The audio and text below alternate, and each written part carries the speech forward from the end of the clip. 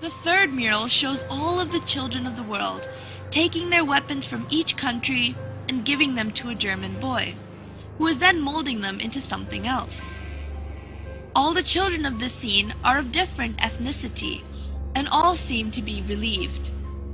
The gas mask man in the previous mural is seen dead, and there are two doves perched on his body. The main emphasis of this mural is to show the return of peace after all the killings have taken place, and that there will be no more need for weapons in this perfect world. The final mural has a Jesus-like figure in the middle, who is holding a plant which symbolizes rebirth. All of the people are running towards this man with happy expressions. Animals are freely roaming, and everything seems to be in perfect harmony. This final mural alludes to a new Garden of Eden, where the world is perfect size, and everything could work together in peace after the genocide that has taken place. All in all, these murals, when put together, represent the formation of a new world filled with fewer people, and this is also the goal of the New World Order, which has been seen represented throughout various parts of the airport. The symbology of the airport can still be debated, but one thing that cannot be questioned is the fact that there has been a lot of mysterious construction work underneath Denver Airport. When first constructing the airport, there were originally 5 buildings, but out of the blue, the builders were ordered to bury the buildings underground because they were supposedly built wrong. Normally, a building that is built wrong would be demolished, but in this case it was not. This allowed for an underground base to be created, but there are still workers who are sent to work in these underground bases periodically.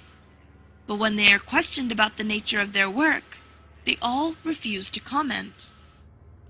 These underground bases have been going under more construction and now have underground tunnels that connect all the buildings together. According to a contractor, these tunnels have a strange sprinkler system that was added onto the roofs of the tunnel. But this sprinkler system has no valid use, as these tunnels are concrete and underground.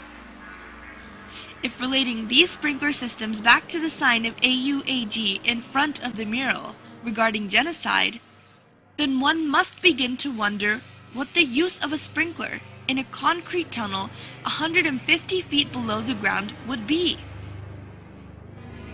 These underground bases appear to be holding rooms due to the sheer mass and size, and some say that they even allude to concentration camps. This is because 1. These holding rooms have no purpose, and when the airport authorities were questioned, they say that they are merely being used for storage. And 2, all the barbed wire fences face the inside of the airport rather than facing the outside, which is what they usually do. This implies that they are trying to keep things in rather than keep things out. And 3, the sprinkler systems have no use, but they may be related to the deadly virus Australian antigen and the pursuits of the New World Order. People have attempted to argue that the underground bases are being used for storage, but one fact must be questioned, and that is, why is the underground base 88.5 square miles long? And why were the 5 buildings mysteriously buried? No airport has or needs that much storage room. So what is this space really being used for? Whenever the authorities are questioned, they are not allowed to answer. We are not the only ones who seem to be fascinated with this airport. The Queen of England, alongside many other famous European royalty and politicians, are hurriedly buying property close to the airport under an alias.